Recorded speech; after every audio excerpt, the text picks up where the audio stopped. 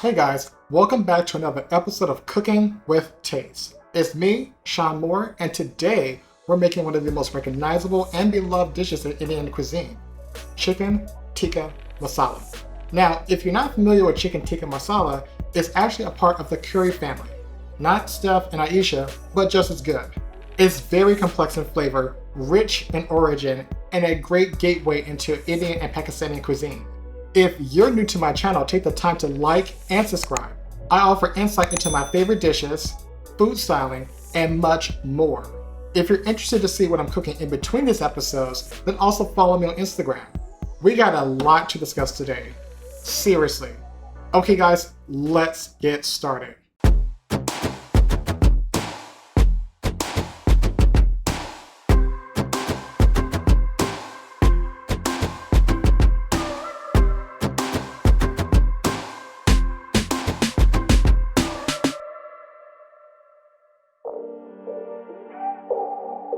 To make chicken tikka masala, you need, well, chicken. I'm using just under 2 pounds of organic, boneless, skinless chicken thighs, which I clean in a separate bowl with 3 cups of water and 3 tablespoons of white distilled vinegar. I'm filling my thighs for any leftover bones and trimming excess fat, which can make the dish greasy. You don't want that. Repeat the process like so. Next, let's talk about equality, in one way or another. You see, I'm checking for equal sized pieces of chicken thighs. In a perfect world, if you notice that each piece of chicken thighs aren't equal, then you do your best to correct that. Otherwise, you're gonna have a mess in your hands, which we're noticing right now. Check yourself, and let's move on to the next step. You will need about 4 teaspoons of fresh ginger, peeled and grated. For the highest yield, use a teaspoon, literally a real teaspoon. Today, I'm just gonna push through the step with just a knife. With my microplane, just grate about 1 to 2 teaspoons of fresh ginger into your bowl.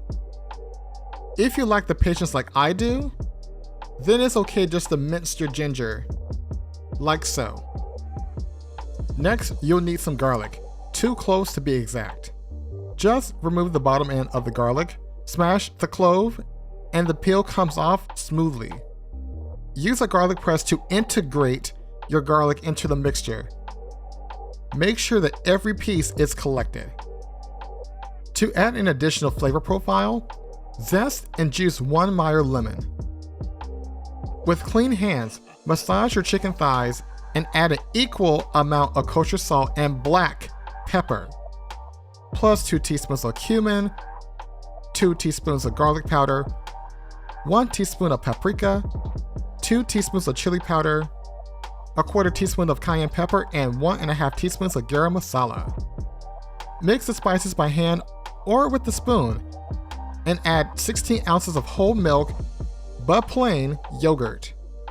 The yogurt will offer an additional acidity and natural enzymes, which will aid in tenderizing the proteins.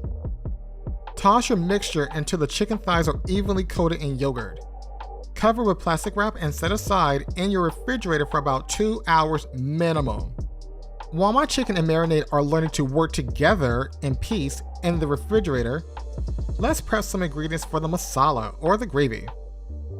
I'm peeling and crushing 2 cloves of garlic as before, mince and place into a bowl.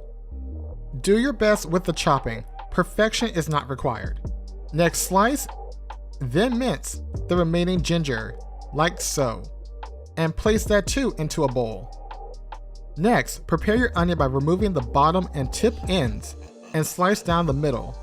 As you might realize by now, I like to reserve my veggie peels for future stock applications. Roughly slice your onions down the poles, like so. Let's add to the party with cilantro, stems, and leaves. Unlike parsley, cilantro stems are less bitter and offer more flavor than the leaves. Just do a fine chop. You have a choice to use either full fat or light coconut milk.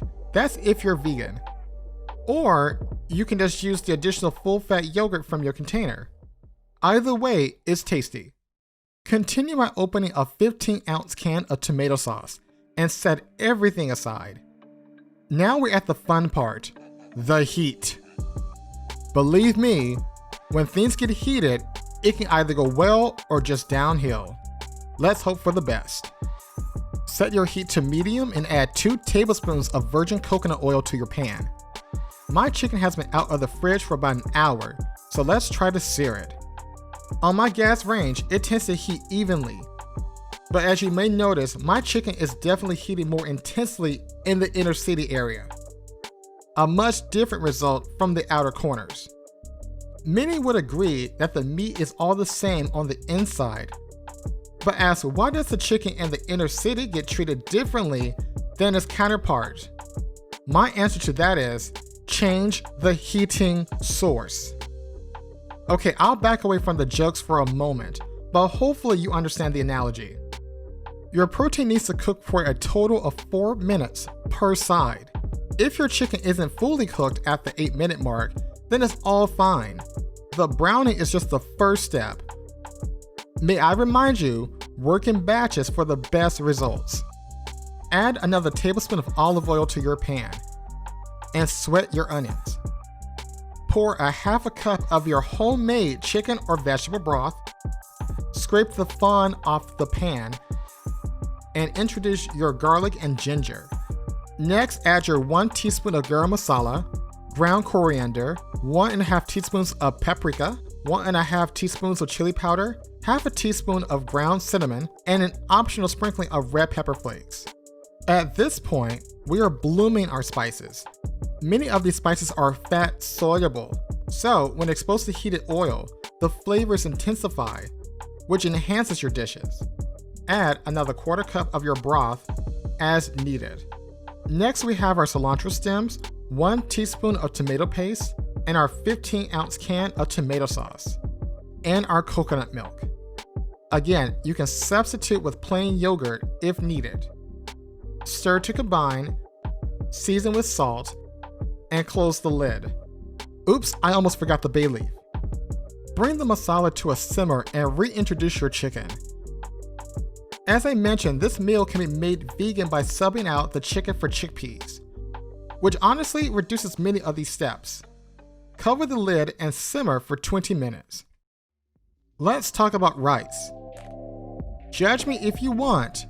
I bought this box during the first week of the quarantine and I'm just dying to use it. Just follow the instructions on the box. The flavor and texture is not as good as the regular jasmine rice, but it's convenient. Season with salt. Just cook for 10 minutes. Now back to the main dish. It smells wonderful. And the flavor, my God, it's so complex. I'm adding an optional splash of fish sauce for an extra umami boost, and a splash of apple cider vinegar for brightness.